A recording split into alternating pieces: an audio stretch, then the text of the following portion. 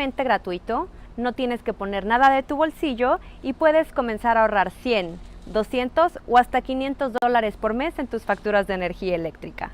Además, nunca tendrás que volver a preocuparte por un apagón de energía con el generador que obtendrás gratis como parte del trato. Si deseas conocer exactamente cuánto puedes ahorrar en menos de 30 segundos, haz clic en el vínculo de este video. Aún podrás ver el video por el que llegaste aquí. Solo se abrirá una nueva ventana, te haremos algunas preguntas y nos aseguraremos de que tu casa califique. Haz clic en el video abajo antes de que se acabe el tiempo y descubre cuánto puedes ahorrar al mes. Hablaremos pronto.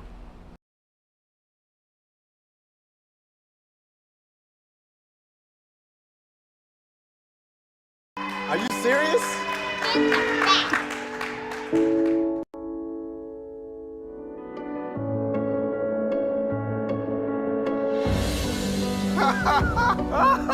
No way. Oh my God.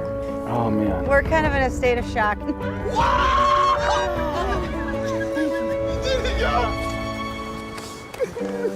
I own a home.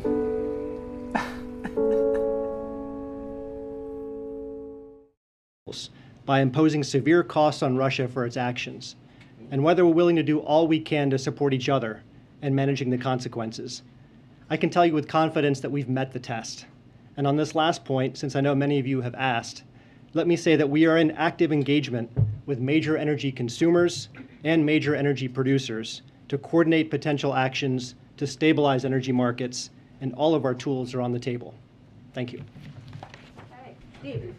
Are you still discussing elements of the package among yourselves, or is the package ready to go as soon as the invasion begins? You know, I would say at this point we are converging on the final package, and anybody who's worked on sanctions in the EU or the US or any of our other allies and partners would say that the unity and coordination that we've seen in the past few months is unlike anything we've experienced. And that's the reason I say that the West is likely to emerge more unified and determined coming out of this episode than at any point in the post-Cold War era. Could you talk a little bit about the export control measures? How would they impact Russian electronics? Yeah, so the reality is that the West and open societies, this is where innovation and entrepreneurship flourish. We produce the most sophisticated technological inputs across a range of foundational technologies: AI, quantum, biotech, hypersonic flight, robotics. As we and our partners move in lockstep to deny these critical technology inputs to Russia's economy, Putin's desire to diversify outside of oil and gas, which is 2/3 of his export revenue, half of his budget revenues, that will be denied. He's spoken many times about his desire for an aerospace sector, a defense sector, an IT sector. Without these critical technology inputs, there is no path to realizing those ambitions. Thank you so much. And this is a follow-up for you, if I can. It sounds like, and just to put a fine point on this, you have assessed now that Russia was behind the cyber attacks against the Defense Ministry and the banks in Ukraine.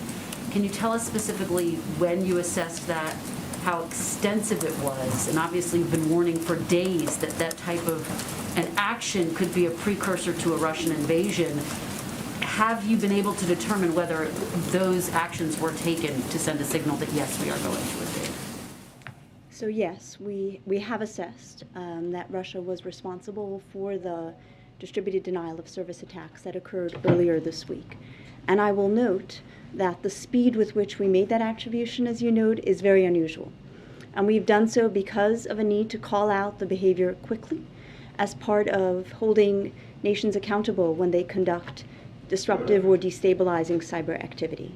You asked how extensive that activity was. It was of limited impact because Ukrainian cyber defenders rapidly brought back both the state-owned banks and the Ministry of Defense networks.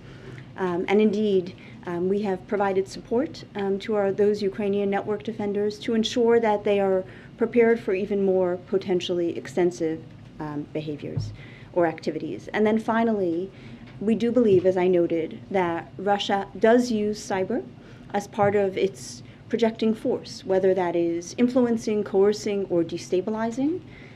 So we do expect that should Russia decide to proceed with a further invasion of Ukraine, we may see further destabilizing or destructive cyber activity, and we've been working closely with allies and partners to ensure we're prepared to call out that behavior and respond when needed. Follow, if I can, you've talked about the extensive steps that you have taken and that you have tried to encourage the private sector to take as well to be prepared for a potential cyber attack. Are you confident? Is the private sector prepared? Is the U.S. government prepared for a Russian cyber attack? Can Americans feel as though their money is safe and that U.S. entities are safe? We are confident that we have worked closely with the private sector to press critical infrastructure owners and operators in the private sector to take the necessary steps to deploy cyber defenses. We've shared sensitive information, we've shared, most importantly, the specific steps, and we've exercised the maximum of government authorities to mandate those steps as needed. We know that should anything occur, we'll work closely with the private sector to rapidly respond and recover. Kayla? Thank you so much. I have a question for each of you, but I'll ask Dilip first.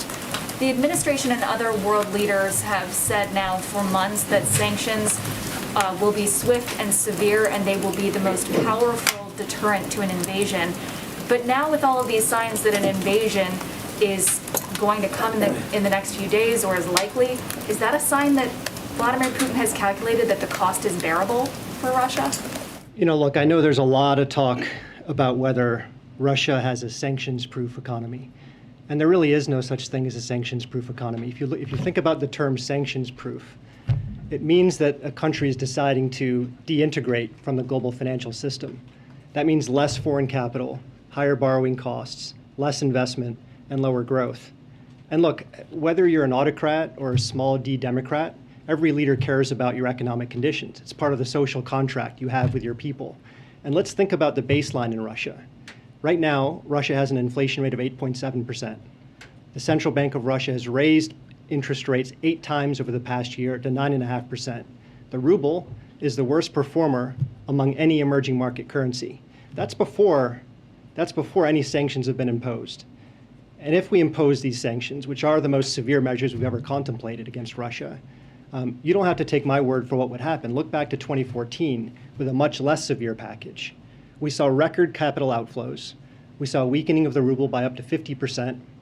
We saw Russia spend 25% of its foreign reserves in a futile attempt to defend the ruble. We saw interest rates spike to 17%. We saw inflation spike to 17%, and the economy fell into recession. And the vicious feedback loop we saw in 2014 was determined by Putin's own choices, not prescribed in advance by us. The more he escalates, the more pain he feels. So look, there's no question in my mind that Putin is not playing a winning hand. And it's not just sanctions. The export controls deny him the critical technologies he needs to develop his economy over time. If he invades, Europe is going to accelerate its diversification away from Russian energy supplies. We'll fortify NATO's eastern flank. All of these actions, not just sanctions, deal Putin a very weak strategic hand. And you said that if Russia targets companies or institutions here, and I'm wondering what intelligence the U.S. has that it can share about how that may figure into Russia's campaign. So as I said, there are no specific or credible cyber threats against the homeland, but we're making clear that we're preparing for that in case of any contingencies. Ed? Oh, go ahead. Yeah, but on that note, what's your level of concern that there could be an online or cyber attack against, say, the banking system in the U.S. should Russia decide to invade? As we know, as a society, we're a very connected and digitized society. And that, as a society, we don't have the level of cyber resilience that we wish to. Since the beginning of the administration, President Biden has made both domestic and physical resilience a priority, and we've urgently taken significant steps, whether there are new authorities, the president's executive order, working closely with the private sector in unprecedented ways.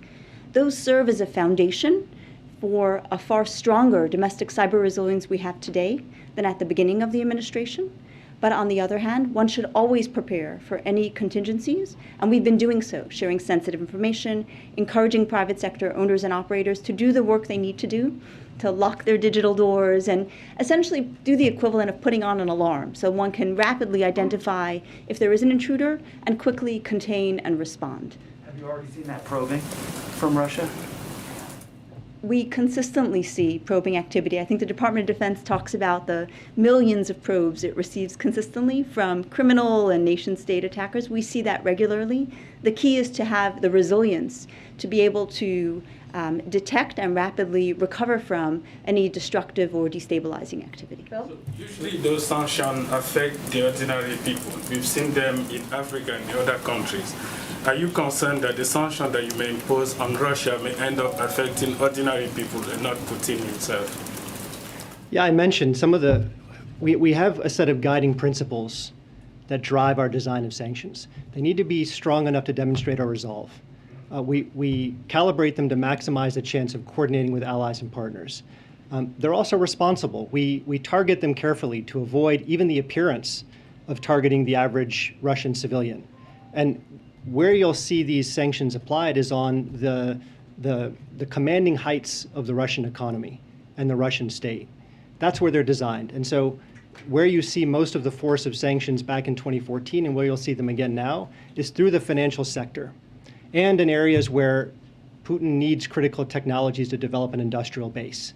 That's where these measures are concentrated. And it's meant to be responsible, not to have contagion to the average Russian civilian. Phil? You just returned from West Africa, you were in DRC, and we see in Africa, we have coups in Africa, people coups and attempted coups. Is there anything the U.S. can do, maybe relocating AFRICOM from Germany to Africa? Well, our efforts in Africa and across the developing world are to give countries a better choice than they've been receiving. So we're on the road offering infrastructure finance that expresses our values, so finance that is transparent, that's inclusive, that's sustainable, infrastructure financing that has high labor standards, high environmental standards, and infrastructure finance that mobilizes our private sector, which is our key competitive advantage. For too long, countries have not had a choice. They've had an opaque, coercive, and extractive model of infrastructure finance, and that's why we're out to compete, because we think we have a better product. Can you say why the launch has been delayed so badly? If we can just try to, because we're going to get to as many people as possible, and that's what we're trying to do here. Okay, go ahead, Phil. One for each of you, if you don't mind. And you alluded to this, but the U.S. has assessed that the Russians likely have a foothold into critical Ukrainian infrastructure on the cyberspace right now. Is it the expectation or is it a likelihood that they will once again try and shut down Ukrainian power? And if so, is that considered a red line for the U.S. in terms of a cyber operation response? So Russia has used offensive cyber activity to coerce and disrupt critical infrastructure in Ukraine during a prior crisis. So we would expect, based on prior activity, that should Russia decide to proceed with an invasion of Ukraine, and I want to be clear that our priority, as the President has noted, is really exercising every diplomatic option possible to avoid that. We are prepared for and have been working with Ukrainians and our European allies and partners to help the Ukrainians prepare for potential destructive or destabilizing activity. Would that be a red line for the U.S. in terms of a cyber response? I think, as the President has made clear, disruptive or destructive attacks against the U.S. or allies is of significant concern. It's outside the boundaries of international norms, particularly attacks against critical infrastructure. We're going to get to as many as possible. It doesn't help to scream over each other. Real quick, and I think you alluded to this at the end of your opening statement, but we just heard from the Prime Minister of Italy, Mario Draghi, say that sanctions should be focused on a limited number of sectors without including energy. Do you view that as a one-off? How do you address the fact that the different countries, particularly in Europe, have different equities here to try and actually stay unified, as you say, the West is right now? Look, I'll speak to the energy question. First of all, our measures are not designed to reduce or impair Russia's ability to supply energy to the world. Number two, we think it would be a strategic mistake for Putin to weaponize his energy supply. 2/3 of Russia's exports and half of its budget revenues come from oil and gas.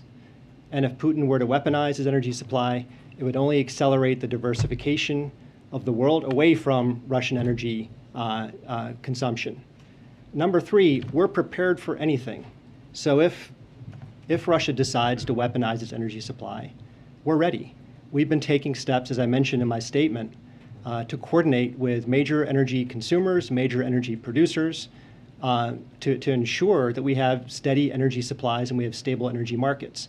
On natural gas, we've been working with Europe in lockstep to surge natural gas to Europe from North Africa, from the Middle East, from other parts of Europe, from the US, and from Asia. And we've succeeded in largely compensating for any shortfall that could unfold if gas that flows through Ukraine is cut.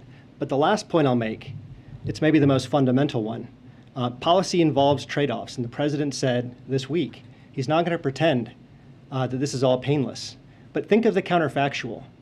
Think if Russia's aggression in the heart of Europe went unchecked, possibly the largest land invasion in the post-Cold War era. Think of the uncertainties that would cause. Think of the chilling effect that would cause across the European continent. Think of the questions that would be asked about which other countries could be bullied by an autocrat looking to exert a sphere of influence. Those are costs we're not willing to tolerate. Rachel? Just a quick follow-up to some of the intelligence that you mentioned. I know you said right now the administration is confident that there is no threat level to the United States, but how quickly do you expect that to change if there is an invasion and if and when sanctions are imposed? I won't get into the hypotheticals. What I will say is that we've focused on maximum preparedness across government systems, across private sector, critical infrastructure, both in the United States, and working closely with our allies and partners. Thank you. And can you talk about what companies in the private sector are the most vulnerable? Obviously, you've talked about banking, you've talked a little bit about the water systems, but what other ones do you consider to be most at risk right now? And then I have a question for Talib too. Absolutely. So generally, as we look at ourselves as a society, we know that critical infrastructure is our focus to rapidly improve our domestic resilience because of the degree to which critical services like power and water touch citizens across the United States. And that's why some of the most urgent and innovative efforts that the President has initiated this year have focused on those sectors, from the Industrial Control Systems effort to TSA's first exercise of its emergency authorities, to NERC issuing an alert earlier this week for the utility sector as well. So that is really the critical infrastructure, particularly power, communications, and water, have been a clear focus because of the fact that they touch Americans' lives and because of the need to address the fact that these sectors digitized quickly and we need to catch up from a security and resilience, which we have made significant progress on in this first year. Thank you. And a quick question on the export tool. What technologies and products can the U.S. and allies withhold from Putin that he can't get elsewhere, for example, from China? We think we have an asymmetric advantage when it comes to the foundational technologies of our time. So think of AI, semiconductors, quantum, robotics, hypersonic flight. These are products that in almost every case are designed and produced in the West and in open societies. We define the productive frontier. So there really is no ability for Russia to replace or compensate for the denial of these inputs from anywhere else, including China. Patsy? Yeah, actually, just to follow up on the China question, I mean, as we're dealing with the threats of Russia, we know that you've also been doing these tours to Africa and South America in terms of promoting the Build Back Better world to counter the Belt and Road Initiative. Can you share a little bit the level of interest to this program from the countries that you visited, and why has there been a holdup? Because the promise was that it will be launched early this year.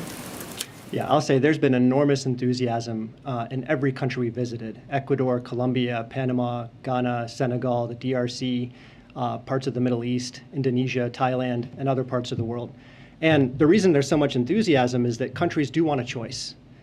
For a long time, China has been the only game in town for many of these countries. And in many cases, they have buyer's regret. The loans that have been made to these countries have often been very opaque. They have non-disclosure agreements. They have termination clauses. They have confiscatory collateral arrangements. They're extractive in many cases. In the DRC, for example, this is a country that's rich in minerals, over $20 trillion in critical minerals, but they've not seen the schools, the roads, the hospitals, the bridges they were promised. And so we're offering a different way with, as I say, high standards for transparency, inclusivity, development impact, local development impact, and very, very strong attention to the labor market impacts and environmental standards. And, so we're mobilizing, along with our G7 partners, And we are going to launch early this year. You should see very soon a list of flagship projects that will exemplify exactly what Build Back Better World is all about. Jackie? Thank you. Can you clarify, is removing Russia from the SWIFT international banking system part of the financial sanctions package? Well, all options remain on the table, but it's probably not going to be the case that you'll see SWIFT in the initial rollout package. We have other severe measures we can take that our allies and partners are ready to take in lockstep with us and that don't have the same spillover effects. But we always will monitor these options and we'll revise our judgments as time goes on. I thought you guys had said you were going to start at the maximum, that it wouldn't be like a ramping up of sanctions. I can assure you the measures that we have prepared, the severity of those measures and the institutions that we would impose them upon and the immediacy of those sanctions are among the most severe financial sanctions that have ever been contemplated. Josh, will be the last one. On the sanctions, if they're as severe as you say, how do you protect against the risk that Russia's economy becomes stitched even tighter with China or others who might be able to avoid what the U.S. is doing? So you can look at this question from both perspectives. From Russia's perspective, if it wants to sequester itself from Western economies, Western technology, and Western capital markets, and try to substitute China for all that we provide, that's a very bad miscalculation. The G7 alone represents more than 50% of the global economy. China's 15%. If you look at the dollar, the euro, the British pound, and the yen, these are the dominant reserve currencies of the world. It's how the world makes payments, it's how it saves money, it's how the world borrows money. The renminbi's share on these metrics is in the low single digits. And if you think about the foundational technologies of our time, they are, in almost all cases, designed or produced by the West and open societies where innovation and entrepreneurship flourish. So there is, I don't think, any question that China could not be a substitute for all the West provides. Now, for China's part, if it decides to give tacit or explicit accommodation to the invasion of a sovereign nation in the heart of Europe, that would be a very bad signal for its vision of the world. The reputational effects it would have in Europe would be profound. The signals it would send all across the world about its willingness to accommodate coercion and force and aggression would have very long-lasting effects. And let's be real. The Russian economy is 1/10 the size of the EU, 1/15 the size of the US economy. So China may want Russia as its junior partner for cheap gas or cheap oil, but let's not pretend it's anything else. Thank you both so much, appreciate it. I think we have to wrap it up because they have to head back and do some work. Thank you both so much for joining us. Thank you. Thank you. Thanks so much. Okay. Okay, I just have one item for all of you at the top, a week ahead. This weekend, including President's Day, on Monday, the President will remain in D.C. Throughout, obviously at the White House. Throughout next week, the President will continue close coordination with our allies and partners on Russia's potential further invasion of Ukraine. On Tuesday, the President will host an event announcing progress on restoring critical supply chains, powering clean energy manufacturing, and creating good-paying jobs. And on Thursday, the President will participate in a virtual G7 leaders meeting to discuss the ongoing situation with regard to Russia and Ukraine and priorities of the German G7 presidency this year. With that, I will try to jump around as much as I can. Josh, you want to kick us off, though? Great, thanks, Jen. Two questions. First, has the President read the Russian response on Ukraine? And is he giving any consideration to mobilizing additional troops in Europe? Well, on the first part, I know that, as you all know, our Secretary of State has accepted the invitation to have a meeting with Foreign Minister Lavrov, or engage with him next Wednesday. And certainly we are continuing to review. In terms of the President's status or process there, I don't have anything to update you on. We have always said from the beginning that we are open to sending more troops should that be needed, but I don't have any update on that front. I would point you to the Department of Defense. And then secondly, real quick, separatists in Ukraine are evacuating civilians to Russia. Secretary Blinken warned about this as a type of false flag operation. Now that you're seeing these operations, does that mean a further invasion is forthcoming, if not inevitable? Well, I would first say that we continue to believe, as you heard our Secretary of State say yesterday, that Russia is positioned to attack Ukraine in the coming days. And that remains the case. Just what the Secretary said yesterday, obviously the President will be speaking shortly to all of you. At the same time, the door to diplomacy remains open, and it will continue to remain open. And again, as is evidenced by the fact that our Secretary of State is planning to engage with the foreign minister. But in terms of these reports, yes, it is a good example of what we're seeing, or what we have long anticipated or long predicted for all of you, that the Russians would take part in pretexts or steps that would lay a predicate for either war or to create confusion or spread misinformation on the ground about what's actually happening on the ground. I think it's important to remember that they have been, we would consider Eastern Ukraine, that the war began in Eastern Ukraine back in 2014. We're not waiting. It's already began back in 2014. There have been Russian separatists there. There have been efforts to spread misinformation and to create these pretexts for some time now. But certainly we continue to watch closely. Go ahead. Is it wise for President Zelensky to leave Ukraine to attend the Munich conference? That is a decision for him to make, but regardless of what decision he makes, he will find a strong partner in the United States. And what does the president want to hear from the transatlantic? I think the call's going on right now. What is he going to talk about? Sanctions? What are they going to talk about? I think you have all seen the president engage quite a bit, extensively, I should say, in conversations, video conferences, calls with his counterparts around the world to ensure we remain lockstep and coordinated and united. And that doesn't happen on its own. It happens through a lot of work and effort and a lot of direction by the President of the United States. So this is an effort to have a conversation with his counterparts about what we're seeing, where things stand, and continue that close coordination that has been ongoing for months now. Go ahead. One question. There was a readout from Brett and Amos's meeting in the Middle East, and in that readout it says they discussed with the Saudis a collaborative approach to managing potential market pressures if Russia invades. Can you give any details? Was anything concrete agreed to? Were there any promises made? What does a collaborative approach mean when it comes to the Saudis in the U.S.?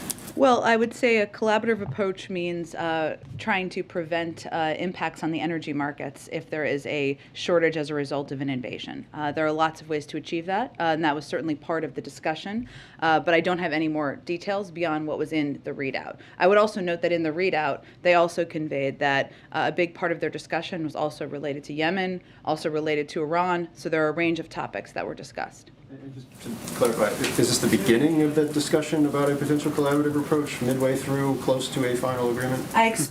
We expect certainly our conversations with the Saudis will be ongoing, and the effort will be focused on ensuring that we're in full coordination to handle any energy market pressures that could arise. Go ahead. Thank you, Jen. We heard from President Biden yesterday.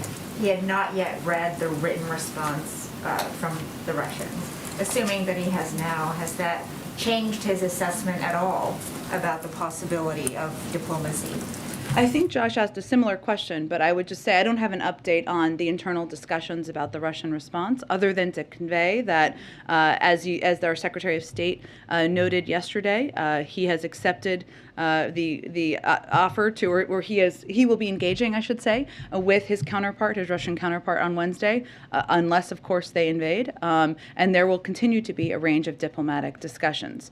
I think the Secretary of State was also very clear yesterday about the fact that we believe that Russia is positioned to attack Ukraine. They, of course, could change their mind, or they could decide not to, and we are going to keep the door to diplomacy open, as we should. But again, there's no new assessment beyond what the Secretary of State said yesterday, which was quite forward-leaning, as I think you would all agree. Go ahead. Thanks, Jen. Has the U.S. in any way conveyed to Ukraine that it should not respond to the provocations by Russia? We're obviously seeing the increased shelling that's happening right now. And they have not, I think, as you have seen. I think we have been speaking vocally and privately, of course, about our expectation of these types of provocations and what their intended purpose is. I mean, whether their intended purpose is to create confusion, whether it is to create irritation, whether it is to prompt a response, obviously that would not be a positive step at this point in time. So you have conveyed that privately to the Ukrainians? We have conveyed that certainly in a range of ways. Okay, and Let me just, if I could, go back to the meeting between the Secretary of State and Lavrov that may happen next week. What gives the administration hope that there's still a path for diplomacy when the president has said that an invasion is all but certain to happen in the next few days? Well, we hope we're wrong. We hope that if Russia doesn't invade, we will be relieved. That would certainly be a good outcome.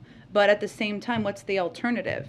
Us not to say, well, we will agree to diplomacy or diplomatic opportunities? Any assurances from Russian officials that they won't invade until Lavrov meets with Secretary Blinken? Again, Kristen, I think as we've said in the past, I mean, it's not just about what is said. They've said that publicly. It's about what they do. And so we continue to believe that they are positioned to invade Ukraine. If they decide not to, that is certainly a positive step. And we have a responsibility to the global community, to Ukrainians, to leave the door to diplomacy open. If I could try one more time on Zelensky, we do have reporting that a number of administration officials are concerned about him leaving at this critical moment. Obviously, he's also scheduled to meet with the vice president. Has anyone in this administration conveyed directly to Zelensky that there are concerns about him leaving right now? I'm just not going to detail any private diplomatic conversations, but again, I'd reiterate, it's a decision that is up to him to make. That is what we convey privately as well, and regardless of what decision he makes, he will remain.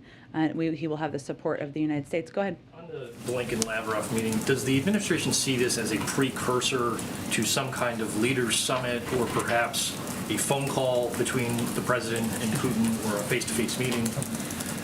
Well, I think where we are right now is that, we're unclear. We're ready to engage in diplomacy, but it's unclear if the Russians are going to sit down in good faith. And of course, if while we are doing everything we can to prevent war, and including having the Secretary of State willing to engage further with his Russian counterpart, I don't think we can get ahead of the process or ahead of where things stand, which is our continued belief that they are positioned to attack Ukraine. President Bolsonaro of Brazil met with Putin this week in Moscow. He expressed solidarity with Russia. I know the State Department put something out, but did the president feel betrayed by President Bolsonaro's comments, and does this affect U.S.-Brazilian relations at all? I've not discussed his comments with the president, but what I would say is that the vast majority of the global community is united in their view, shared view, that invading another country, attempting to take some of their land, terrorizing their people, is certainly not aligned with global values. And so I think Brazil may be on the other side of where the majority of the global community stands. Go ahead. There's a report in Foreign Policy magazine that Russia intends to target Ukrainian politicians and dissidents for assassination or arrest. Are you aware of any plans to provide security for President Zelensky or others? I've seen those reports. We've seen those reports, and I can't, of course, speak to intelligence matters or hypotheticals.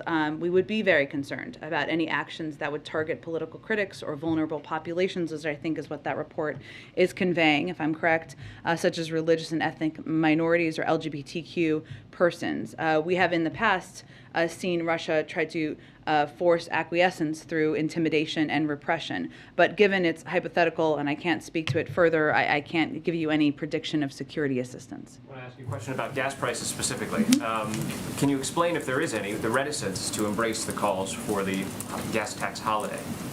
Well, we've said every option is on the table, including that, but a decision has not been made. Is there any reticence here to do that? I don't know if that's called reticence. It's just that a decision hasn't been made in a process yet. Go ahead. Thanks, Jen. Just a quick follow-up on the Russian response. Has the president reviewed it yet? Again, I don't have any update on that. What I can tell you is that our efforts remain having continued diplomatic conversations with our counterparts in Russia, as is evidenced by the Secretary of State's plans for next Wednesday, unless they, of course, invade, and the president's engagements that he is a part of at this point in time. But I think it's important to note that when we look at how we're going to engage in diplomacy, it's also important that we look at how Russia is responding, right? And Russia's threats of war, if their demands aren't met, are inconsistent with diplomacy. diplomacy. So we are going to leave the door open, but I think the Secretary of State's commitment to or openness to meeting or to engaging with his counterpart is evidence of that. And I know you got a question on the call that's happening as we speak, probably with the transatlantic leaders. Just on the president's framing of this, does he see this as getting the allies on the same page as a final check-in before an anticipated invasion, given that he said he's expecting it within the next several days? It's a part of our ongoing engagement, so I wouldn't put it in those terms. We are united. We are with our allies. I think you will hear him convey that when he speaks to all of you shortly. But it is also important to stay in close touch. I wouldn't say this is the last time he's going to talk with them or talk with these counterparts in the coming days at all. He's been talking with his counterparts nearly every single day. But with the point we're at right now is, of course, over the last few days, we've seen reports of rapid uptick of violations of the ceasefire agreement, including the shelling of a Ukrainian kindergarten yesterday. More and more disinformation is being pushed out to the public. We know this is consistent with the playbook for invasion, and we believe they are positioned to attack. So, of course, it's an important moment to have a conversation with his counterparts, but I would expect those to be ongoing. Go ahead. Did you accidentally leave off of the week ahead the president's interviews of Supreme Court candidates? Very good. I was like, I'm thinking maybe I left something off.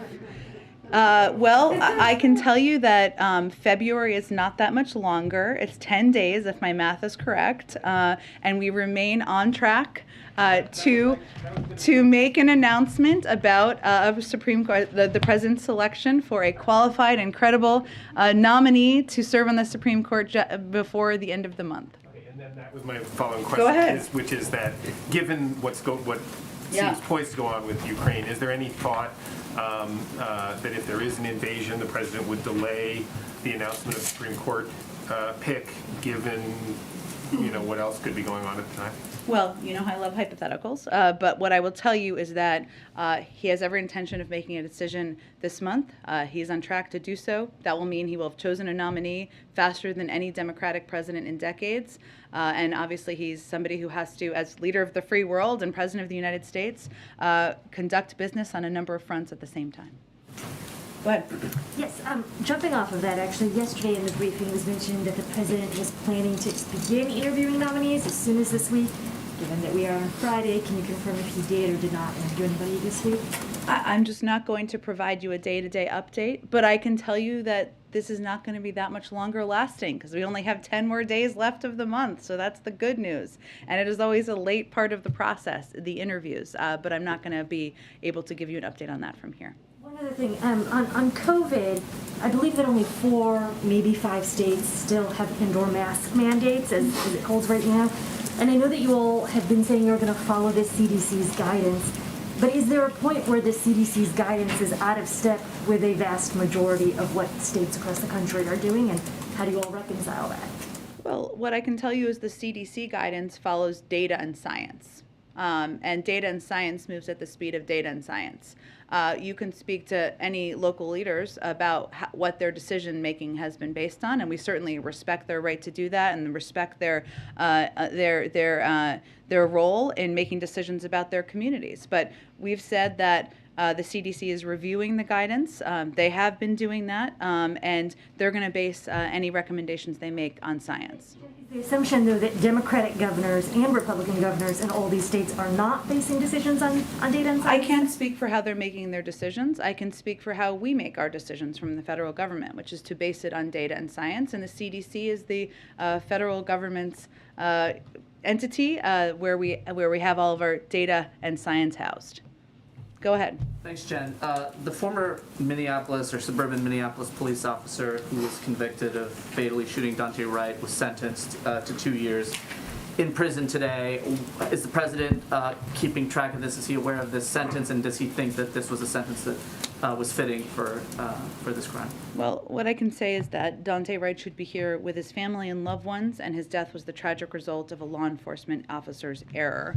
We know we have a long way to go when it comes to criminal justice and racial equity in this country. That's why we are committed to not only engaging conversations about meaningful policing reform, but we also continue to ensure that the law enforcement agencies have the resources they need to properly train and equip officers to protect our communities, but I'm not going to speak to the specifics of the sentencing outcome. And then one more on the State of the Union, which is obviously right around the corner. Yes. Can you talk a little bit about what specifically the president is doing to prepare for that, what tone he is hoping to set in that speech, what message he's hoping to send to the country? I expect we will have more as we get a little bit closer. I will say that as the president is in Washington, D.C. this weekend at the White House, he will, of course, be closely monitoring developments in Ukraine, but he will also be, working toward making finalizing his decision-making process as it relates to a Supreme Court justice nominee, and certainly preparing for the State of the Union as well. So I expect as we get a little bit closer next week, we'll have more to say. Go ahead. Back on Russia, Ukraine, the US language seems to have changed from imminent to highly likely back to imminent again. Is that because you're trying to second guess Vladimir Putin all the time, or were you closer to the escalation at one point? I would say that several weeks ago, I think for maybe a day, we used the word imminent, and we believed we sent the wrong message that was not intended. Our intended message we were sending at that time was that it was an option, or he was prepared to. Obviously, things have developed since then. We've seen a rapid uptick of violations of the ceasefire agreement. We've seen an increase in troops building at the border, and certainly we've seen an escalatory actions. That's why our Secretary of State went to the United Nations yesterday. So what we're seeing is further progress, further aggression over the last several days. Go ahead. Two questions. One, back to Congress. As you know, Senate Republicans are blocking Federal Reserve nominees and other nominees. They argue that they don't think those Federal Reserve delays have any actual effect. How do you respond to that?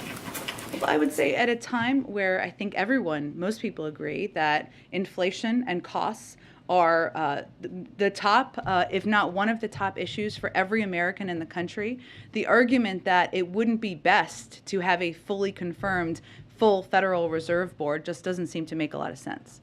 Then on Ukraine and the idea of cyber attacks on Ukraine. Mm-hmm. Can you speak to the idea of those attacks, the effect they could have on neighboring NATO countries like Poland, and whether that kind of effect could trigger Article 5 under NATO protections or not? Does a cyber attack affecting NATO countries include the kind of language we see in the NATO defense corporate deal? I think I'm just not going to get into a hypothetical on that front. Obviously, they have a range of capacities. We work in lockstep with our NATO partners, but I'm not going to get ahead of any intended actions. Go ahead, Jackie. Thanks, Jen. On the attempted murder of a Louisville mayoral candidate, the man who was charged with this was released on bail a couple days after this happened with the assistance of a bail fund group. Knowing that the vice president has in the past supported bail fund groups, what's the White House reaction to this case, and should there be restrictions on which cases these bail fund groups can help, given this is an attempted murder? I would have to dig into this further, Jackie, and I'm happy to do that after the briefing. Ukraine, the sanctions we've learned don't include SWIFT. They don't target energy, so the impacts to other countries are mitigated.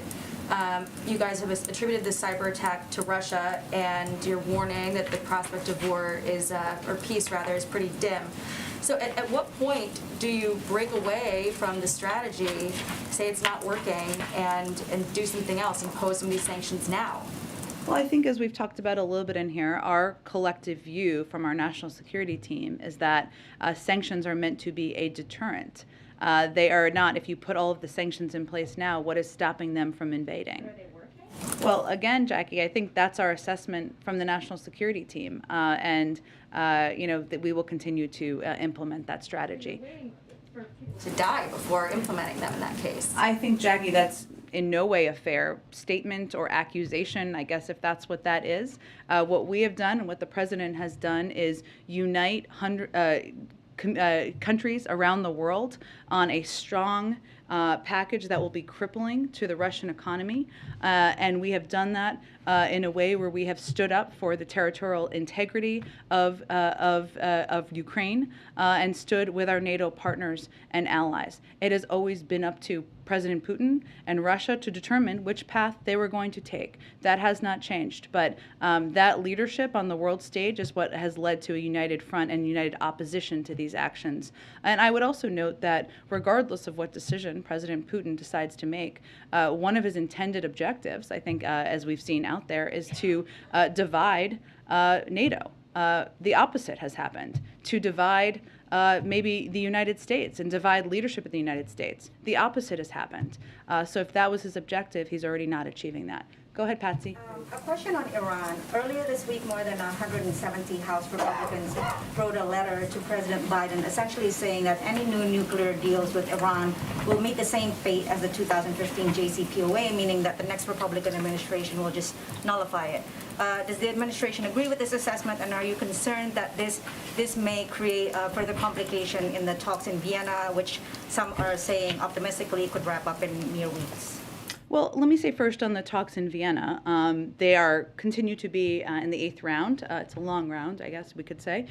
We feel substantial progress has been made in the last week and is continuing to be made, but nothing is agreed to until everything is agreed. If Iran shows seriousness, we can and should reach an understanding on mutual return to full implementation of the JCPOA within days. Anything much beyond that would put the possibility of return to the deal at grave risk. While I'm not certainly going to predict or what it would look like in a future Republican administration, what I think is an important reminder to everyone, regardless of your political affiliation, is what happened over the last 4 years after the former president pulled out of the deal, which means we know what happened, which is we lost complete visibility into their capabilities. They made a significant amount of progress, leaving us at the point we are at today, and put us in a very difficult position in order, as we try to prevent Iran from acquiring a nuclear weapon. So regardless of your politics, hopefully people will factor that in as we look ahead. To the letter? I don't have any information on the letter. On Afghanistan, just real quick. Sure. There's continued fighting between the Taliban and the National Resistance Front of Afghanistan, which Russia has offered to mediate. Do you have any reaction on both the conflict as well as Moscow's offer? I'll check with our national security team and see if we can get more. Thanks, everyone. Thanks, Jen.